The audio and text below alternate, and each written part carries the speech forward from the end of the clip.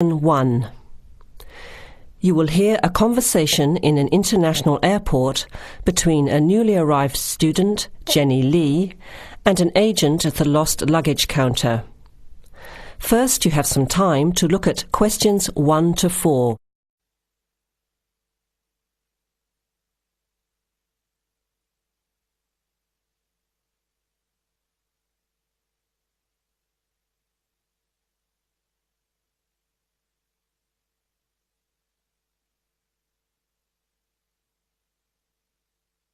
Notice that an example has been done for you.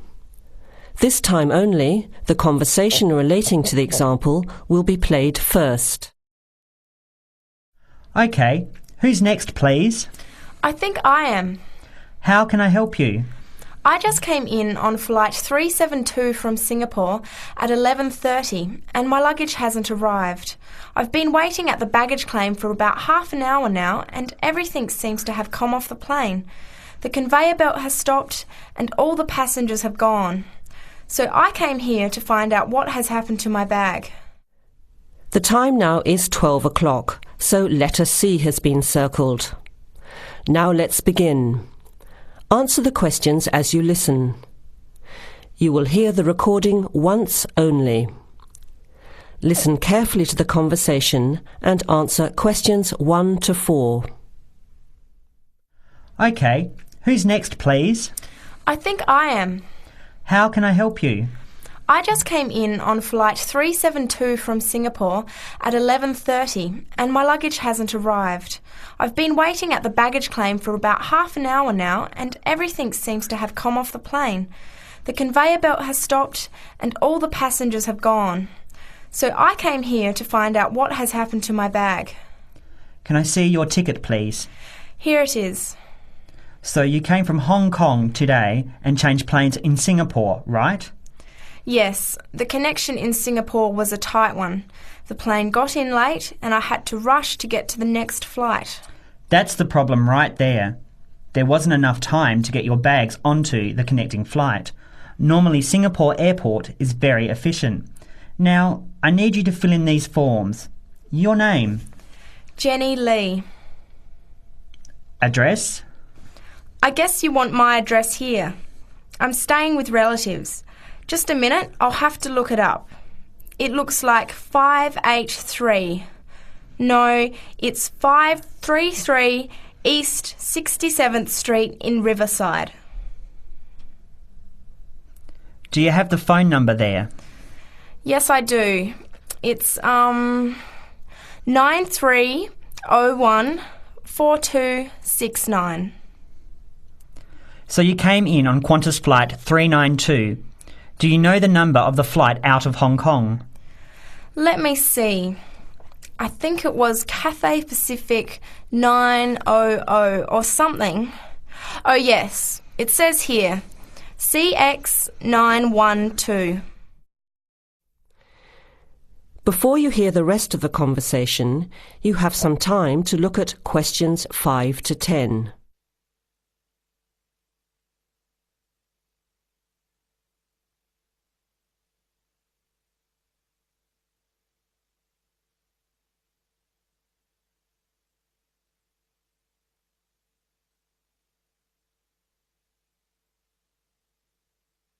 Now listen and answer questions 5 to 10. Right. Now, I need a description of the luggage. How many pieces did you check in? Just one. Can you describe it for me? Here is a picture to help you. Okay. It's a big bag, like this one. Rectangular. Not hard shell, but soft covered, and it has a zipper around the front. Is it black? No, sort of a grey colour. Any identification? Just a tag with my name on it. Any other features? Well, it has wheels and a retractable handle on the end, so you can pull it, as well as the handle in the middle. OK, that's fine. Now, if your bag missed the connection, I'm sure it'll be put on the next flight. I'll email Singapore as soon as I finish here. The next flight comes in at 17:50. That's 10 to 6 this evening. You can pick it up then. 10 to 6? That's too long to wait. Can I get my uncle to pick up the bag on his way home from work? Sorry, you have to be here yourself to clear customs. Of course, I almost forgot. Will the bag come here, to this desk? Yes. You pick it up here, then take it over to the customs area. By the way, don't forget to bring your passport. You will also need to have the key plus your ticket with a baggage claim number on it. Oh, okay. Guess I'll have to come back tomorrow then. It's lucky I packed everything I need for now in my carry-on bag. Yes, that's always a good idea. Be prepared. That is the end of section 1. You have half a minute to check your answers.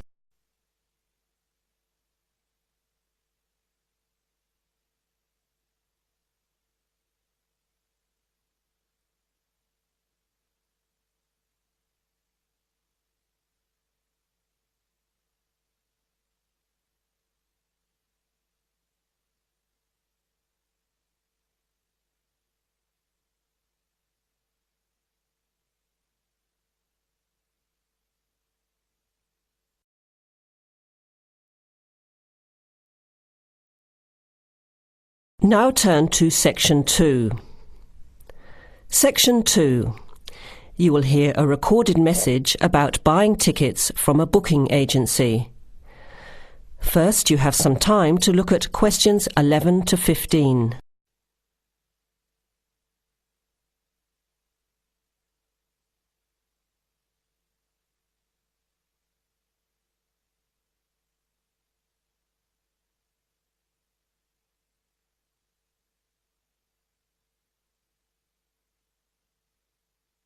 Thank you for calling ATS Advanced Ticketing System, the call system for all your entertainment needs. Our automated telephone service is designed to answer your questions quickly and easily. The ATS office in the Regency Theatre is open Monday to Thursdays from 10 a.m. till 5 p.m. and on Friday and Saturday till 8 p.m. For online bookings and detailed program listings, check our website at www.atstix.com. That's spelled ATSTIX.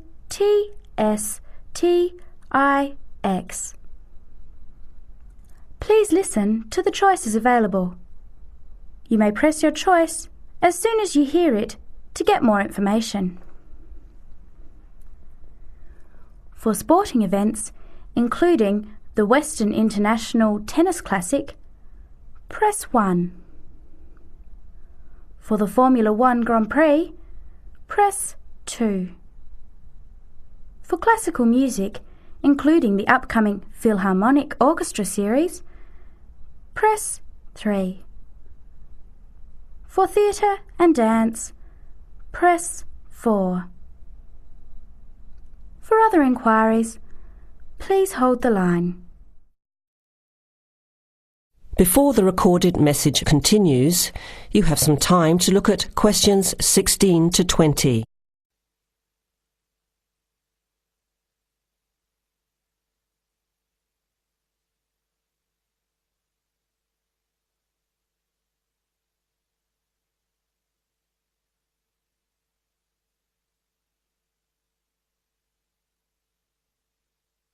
Now, as the message continues, answer questions 16 to 20.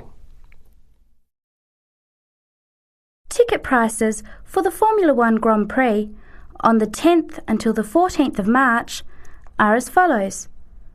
General admission. Thursday, $27. Concession, $10. Friday, $37. Concession, $15. Saturday, $55. Concession, $35. Sunday, $70. Concession, $65. Concession rates apply to children under 14 and to students, seniors and pensioners on presentation of a valid card. grandstand seating. 4-day tickets covering the 6 main grandstands cost $299. However, pit straight tickets are $350, and seats at the chicane cost $450 each. Children under 3 are admitted free to the general admissions area, and children under 14 are eligible for concession prices. Gates open at 8 a.m. Thursday and Friday, and 7:30 Saturday and Sunday. Events begin at 9 o'clock. Alcohol, ice boxes, cans, bottles and animals are not allowed on site. There are no refunds or exchanges. On each ticket, a $2.50 booking fee applies. To make a booking, you must have a valid credit card. To listen again, press 1. To make a booking or to talk to a ticket agent, press 2. Your call is in our queue. You can expect to wait about 3 minutes. That is the end of section 2. You have half a minute to check your answers.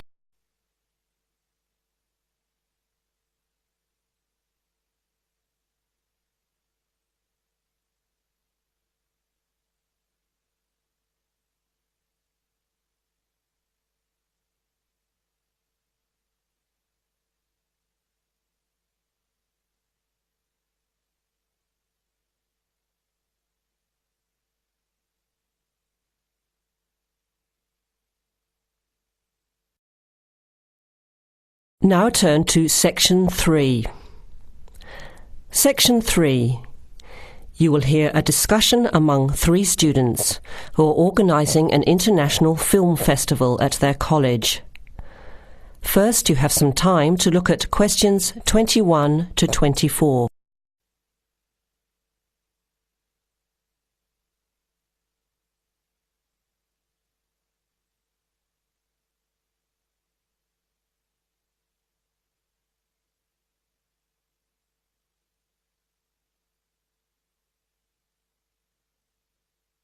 Now listen carefully to the first part of the discussion and answer questions 21 to 24. Thanks for coming to this meeting on such short notice, Anna and Veronica. It looks like we have just become the organising committee for this year's International Film Festival. We've all just met, so perhaps we should start by an introduction with a bit of background from each of us. Okay, I'm Anna. I finished 3 years of a languages degree in Sweden, where I come from. This year I decided to study overseas to get to know a different part of the world. I'm also a big fan of European cinema, especially French and Italian. Those are the languages I majored in, along with English. To me, film is a great way to learn about the rest of the world. I was in the film club at my university, so when I saw the notice asking for volunteers, I thought it would be a good way to meet people and get involved in something I really enjoy. Thanks, Anna. My name is Veronica and I come from Italy. I'm doing graduate studies in English literature. I went to some of the films in the festival last year and enjoyed them. I especially liked the video interviews. That was when I decided to get involved. I used to do film reviews for our student newspaper back home. Hi, I'm Chris from Scotland and I'm in 4th year journalism. Cinema is my hobby. Last year I joined the organising committee just like you have now, and somehow this year I've ended up in charge. I'm actually able to use my coordinating work on the festival towards a credit for one of my courses. I have to write up a report on the festival with recommendations, so that's an extra motivation for me. So I hope this is going to be a good experience for us all. OK, where would you like to start? How about a general overview of the festival? I don't really know much about it. Well, the film festival was started by International Student Society 5 years ago and has grown every year. It is held over 4 nights during study break, Wednesday to Saturday. Normally we show 3 films a night. Last year we tried to choose films from different parts of the world that fit together in some way, maybe a similar theme. Or we could feature a type of film like action films or science fiction. Now you have some time to look at questions 25 to 30.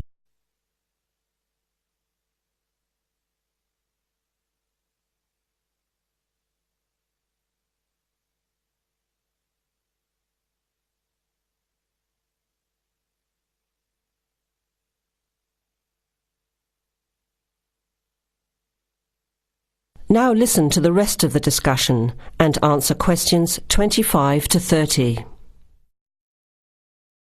Who picks the films? It's up to us on the committee to decide.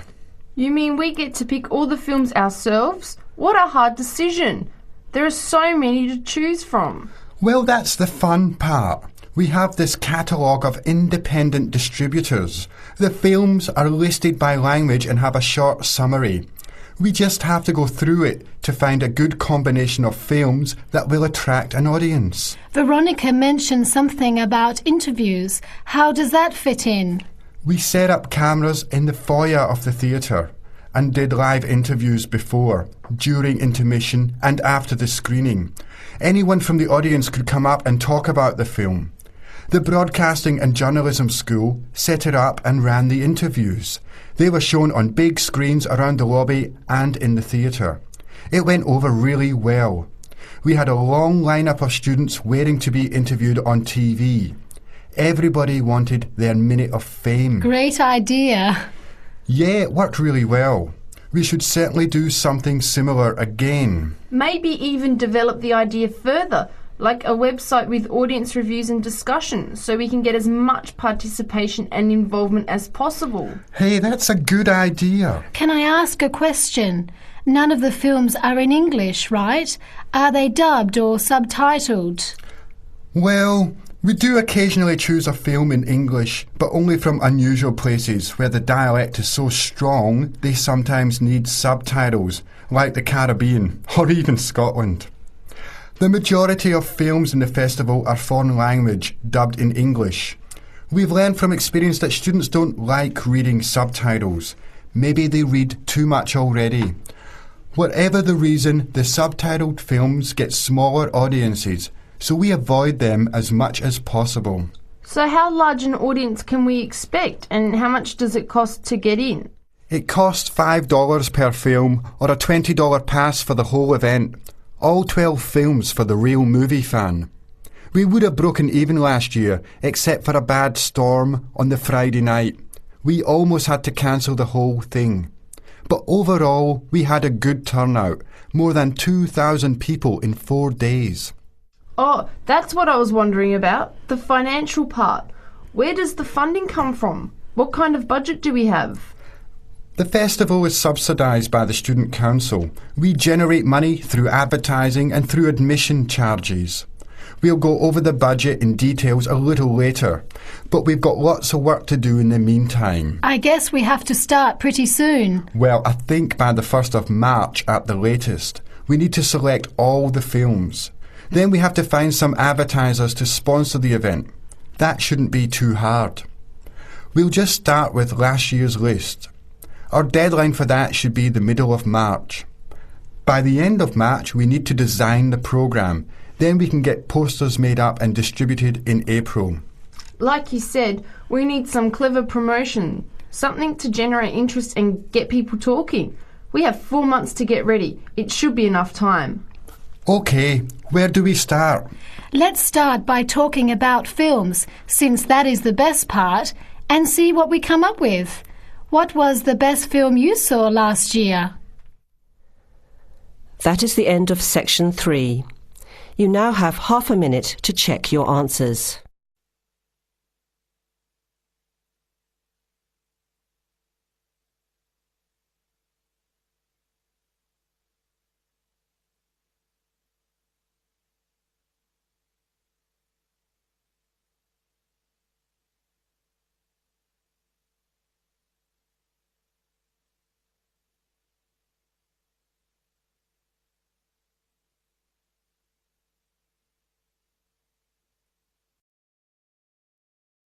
Now turn to Section 4. Section 4. You will hear a talk given by a lecturer to a group of civil engineering students on the reed bed system for sewage treatment. Before you hear the talk, you have some time to look at questions 31 to 34.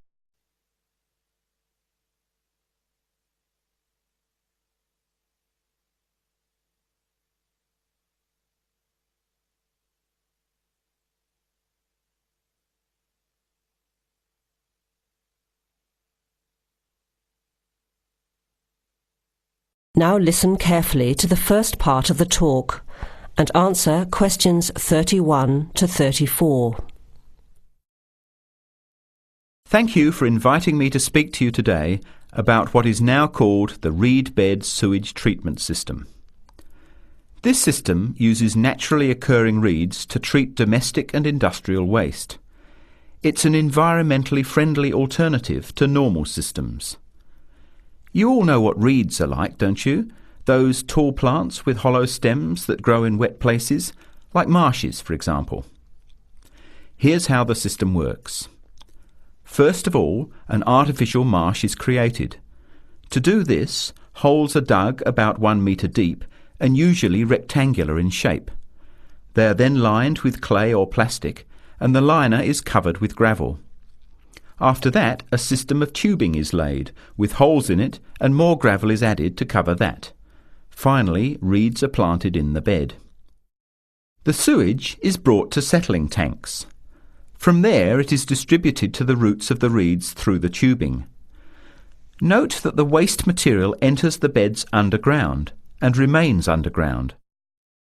The reeds conduct oxygen very efficiently through their stems to the roots system. Here, bacteria work to reduce the waste material to basic elements. What comes out of the artificial marsh is water that has been cleaned through a natural process.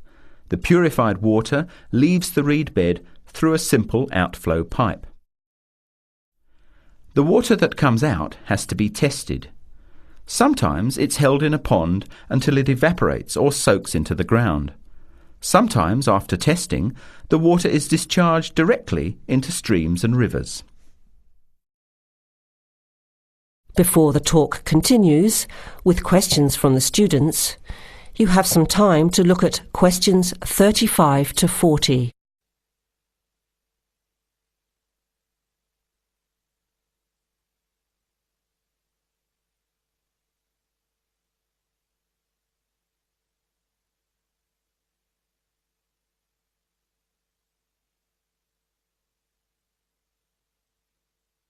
Now, as the talk continues, answer questions 35 to 40.